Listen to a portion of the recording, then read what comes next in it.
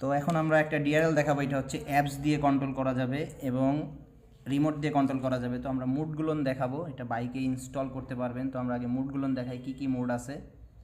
ফার্স্টে আমরা রিমোট দিয়ে দেখাবো এর মুডগুলো। এটার জন্য কোনো মক্সি ফ্ল্যাশার প্রয়োজন নেই, মক্সি বাদে এটা চেঞ্জ করতে পারবেন। এর অনেকগুলো মুড আছে। তো আমি ফার্স্টে এখানে রিমোট দিয়ে কন্ট্রোল করে দেখাচ্ছি, এরপরে আমরা অ্যাপস দিয়ে দেখাবো। তো মক্সি ছাড়া এটা ইউজ করতে পারবেন, রিমোট কন্ট্রোল সিস্টেম, রিমোট এবং অ্যাপসের মাধ্যমে দুইভাবেই।